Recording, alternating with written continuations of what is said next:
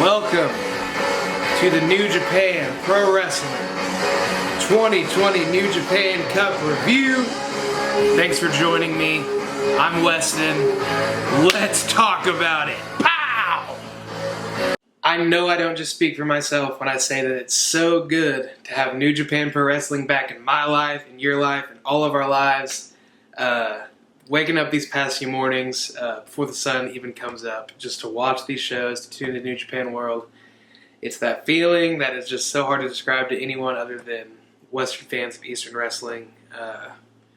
It's just been so awesome, and they honestly could have brought the shows back with nothing but multi-man tags and random inconsequential matches, but instead they did the Mystery Together whatever project, and immediately we're going into the New Japan Cup, where the winner is going to get a shot at this man's IWGP Heavyweight Championship and IWGP Intercontinental Championship. So the stakes are high, the unpredictability is high, and just overall, I couldn't be more excited. And I can say, honestly, that the first two nights of the New Japan Cup did not disappoint at all.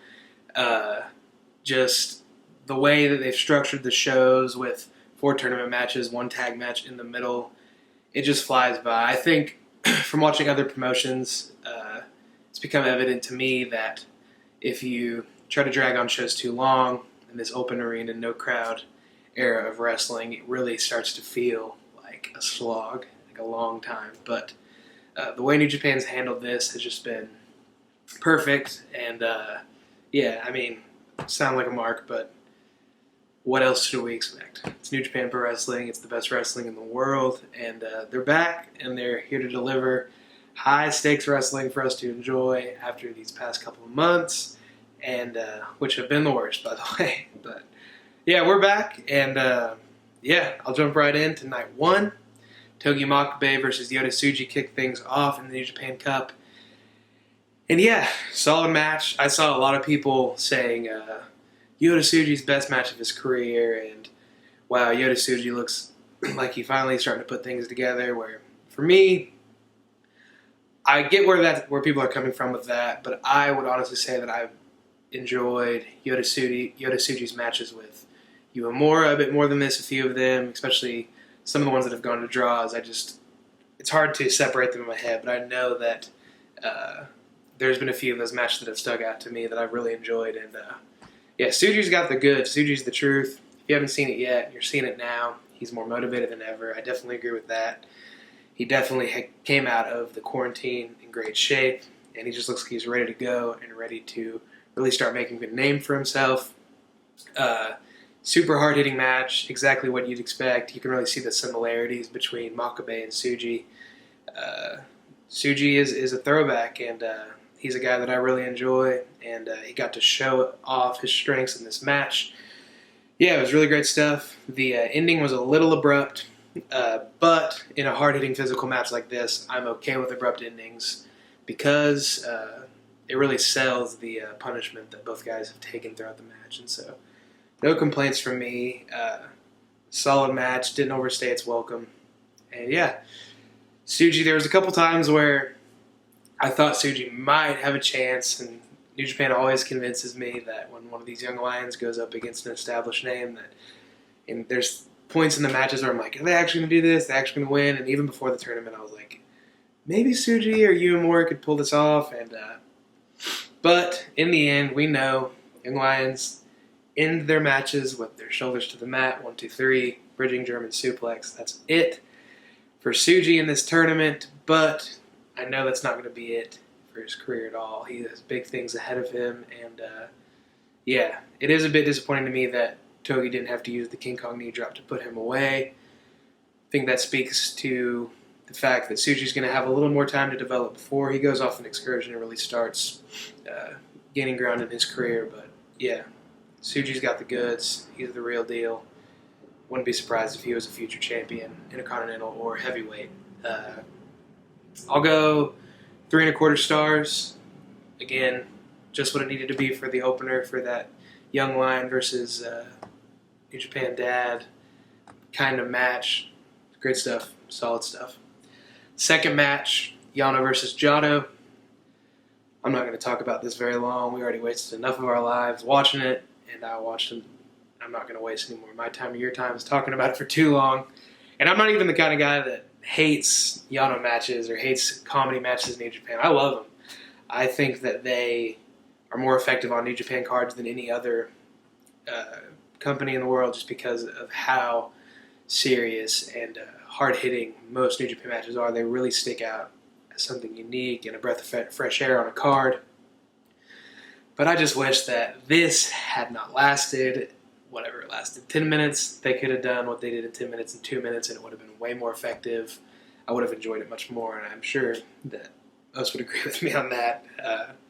It just dragged a lot, and the finish was fun. There was fun moments throughout, but in the end, took too long. Yano wins, double low blow to Yujiro and Gedo, low blow to Jado, and a roll-up, and that's it. Yano moves on. I think Yano is going to be able to show off his value to the company a lot more in the next round. We'll talk about that. I'll go ahead and skip the tag matches for both of these nights. I'll mention the finish of this middle tag match. Suzuki put Uemura away with the Gotch-style pile driver, which is significant because it's showing Uemura for the first time that I respect you enough to use this protected finisher to put you away. And that ties into the way the Uemura match played out on night 2. We'll get back to that. So the third tournament match of the night, Honma versus Hiromu. Another match that I think overstayed its welcome a bit, but I did really enjoy it. I thought it was really solid stuff for both guys. With what they had to work with what Honma has to work with at this point in his career. I feel like he really gave his best to allow Hiromu to shine. And even though it lasted a little longer than I think it needed to, I get why they did it. They want Hiromu's first victory over a heavyweight to feel like he had to earn it and feel like it was a struggle. So I totally get why they chose to have the match play out the way it did. I did really enjoy that for the majority of the match, Hiromu was fighting from on top. And I was kind of worried that Honma was just going to, just the old cliche where the bigger guy beats the smaller guy down and then the smaller guy gets a opportunistic victory at the end. But no, they definitely subverted those expectations, and Hiromu had to battle in his first test to knock the walls down between the junior division and the heavyweight division. He had to earn it, and especially in that closing sequence with Honma hitting the Kokeshi after Kokeshi, I can't help but crack up. It is maybe the greatest move in wrestling, especially the leaping and the falling. And even when Hiromu tried to use the Kokeshi on Honma, the move is amazing to me. I love it. That closing sequence, there's a couple times where I got a little nervous. I was like, there's no way they're going to have Honma beat Hiromu. But he was hitting Kokeshi after Kokeshi, and I was definitely feeling the nerves. But in the end, Hiromu hits the running Death Valley driver into the corner, followed by the time bomb, and that is it. 18, 19 minutes. Really fun match. It told a great story, even though it dragged a bit for me. I'll go 3 3/4. I definitely think it earns that. Almost 4 stars, but yeah, just periods in the match that were just a little bit slow for me. The main event of night 1, definitely I understand if this is your match of the tournament so far. Not for me. Definitely my second favorite match of the tournament so far, but it is the Tomohiro Ishii versus El Desperado. And yeah, this delivered. This was great. This was the match where I was watching and I really just felt that energy and that love for pro wrestling that I haven't felt in so long. That you only get out of these epic New Japan main events. And I say epic. It didn't go any longer than 20-ish minutes, but just the way the match built, it just had that classic Ishii epic match feel. Desperado played his role perfectly, playing the heel, and even though he ended up taking the loss, I think Desperado comes out of that match looking great, looking as good as he did before, if not better. Towards the beginning of the match, he taunted Ishii for his size or lack of size, and between that and the tag match during the Together Project special, where Ishii was in the ring with 3 juniors,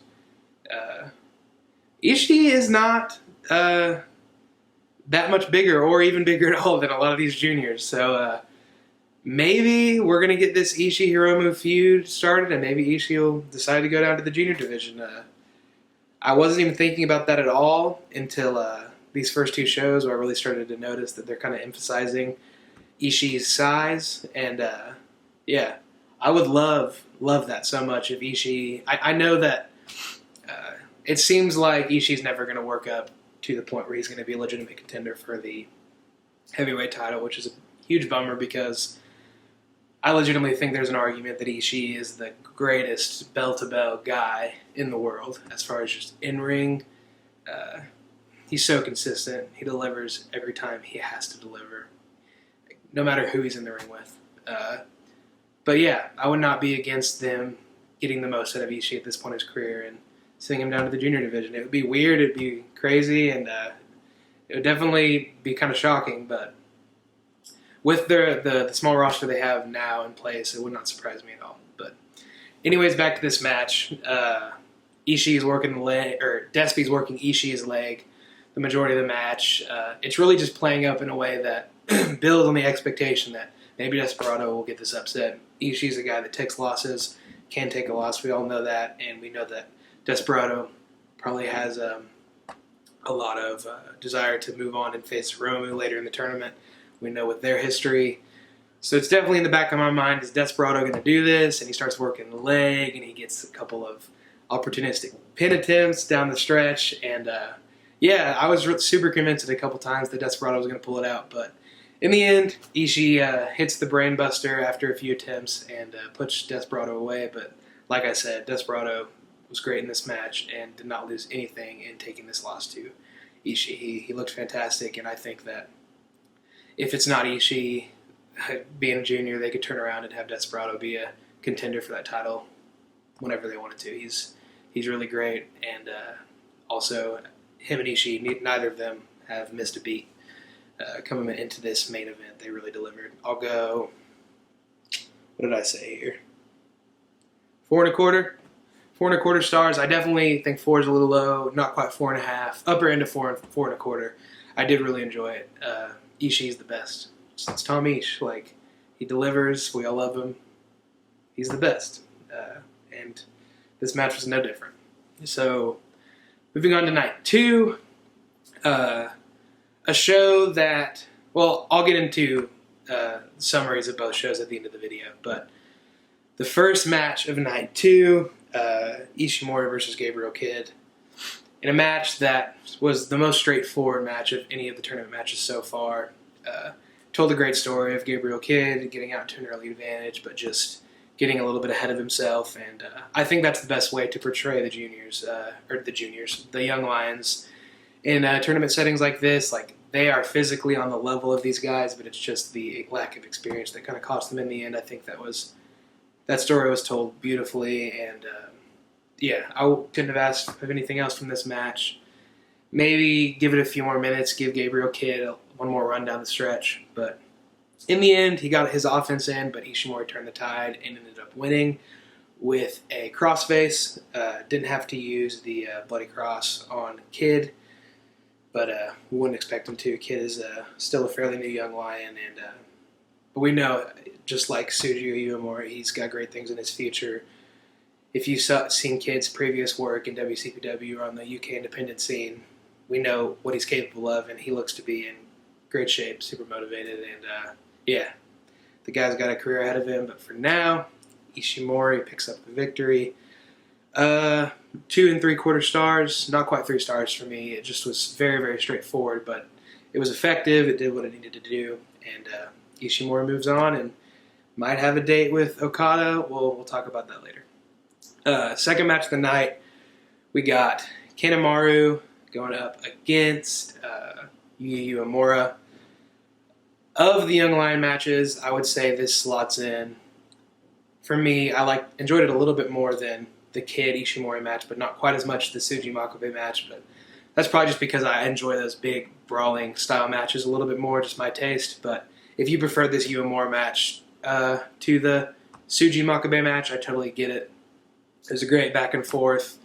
Same thing. They gave us moments where it looked like Uemura might be able to get some momentum going and pick up the win, but in the end, it's not enough. And just like Suzuki had to use his Gotch-style piledriver, his protected finisher, to put away Uemura, Kanemaru has to use the deep impact to put away Uemura. And I think that says a lot. I think of any of the young lions, Uemura is really, really close to being sent on excursion, especially with this Grandmaster thing, with someone who's been on excursion, potentially returning Kawato. I think that there's a high chance that Uemura, as soon as this COVID stuff settles down, he'll be gone and then be back within the next couple years and getting pushed. Future junior champ for sure, maybe even future intercontinental champion. I think he has that kind of potential for sure. And when he has the chance to show it, clean in the ring, solid. He shows a lot of character and a lot of fire, which is awesome. But he does it without being extra, I guess, doing too much as a young lion. He stays within the parameters of the young lion mold, but he does feel like an individual and like a character just because of the way he displays his emotions in the ring. And I'm a big fan. I do think Tsuji is my favorite young lion, but Uemura is a close second, and he brought it here. And I don't know what else to say other than Uemura's got a career ahead of him, and Kanemaru was just too much for him in this match. I'll go 3 stars, like I said. Second favorite young lion match of the tournament. Then the third tournament match of night 2 was, for me, the match of the tournament. Match of the year contender already for me. There were a couple Wrestle Kingdom matches that probably outdid this, but for what it was perfect. It was beautiful. Blue Justice, Yuji Nagata taking on Minoru Suzuki. A storied rivalry. They've been doing this for 2 decades, and you knew that they were not going to let you down in a position like this. Coming back from this couple-month-long break, you knew that they were going to want to deliver, and they were going to be motivated, and they definitely were.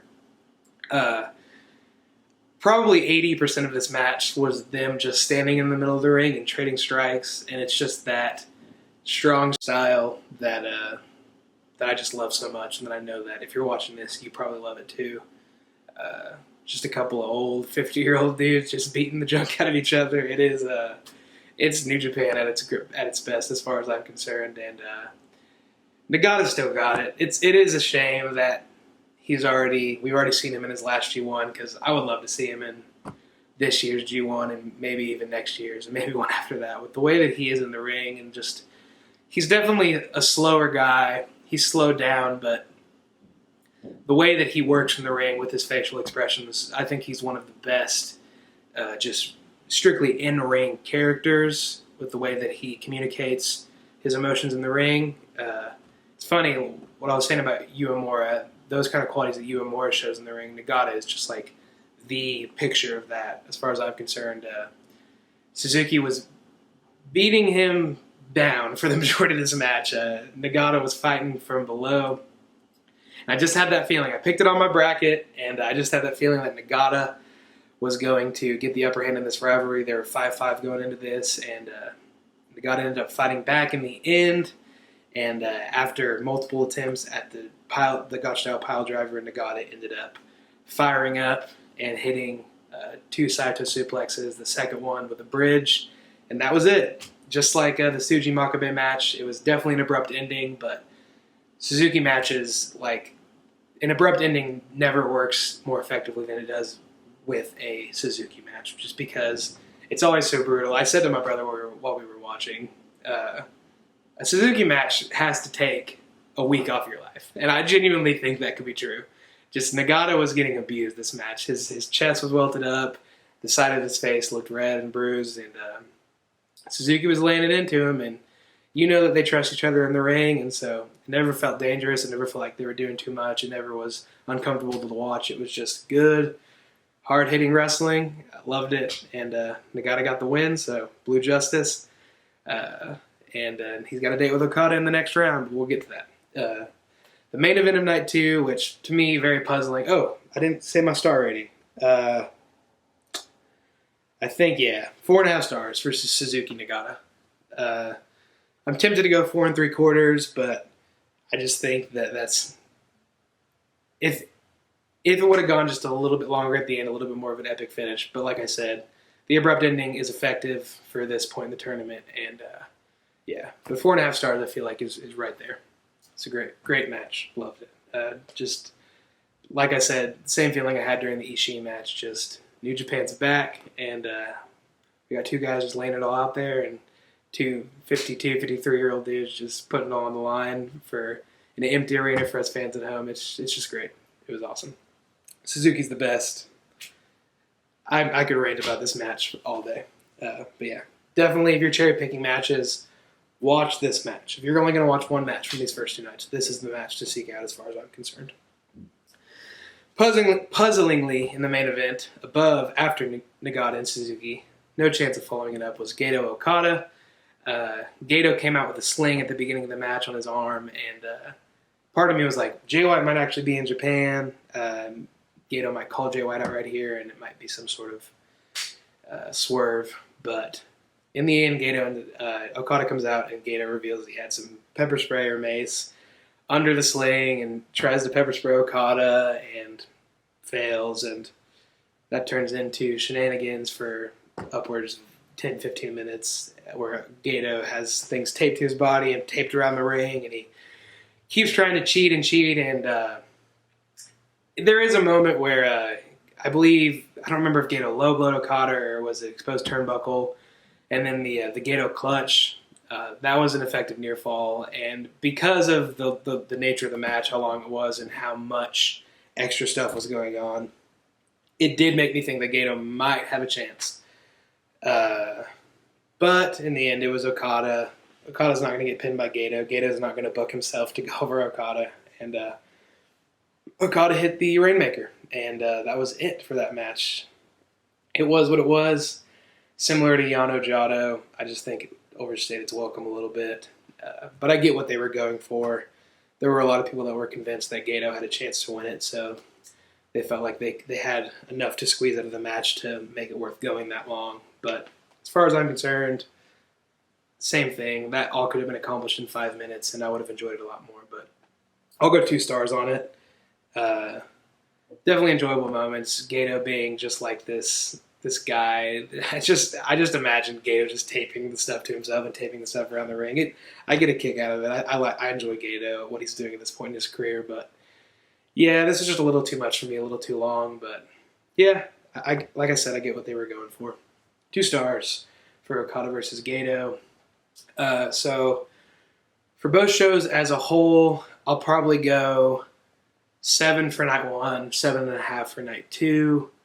Just because that Nagata Suzuki match, I think it just pushes it over the edge just a bit for me. I'm tempted to go 8, but I know I need to calm down and realize that I am just a little excited to have New Japan back. But both shows were super enjoyable.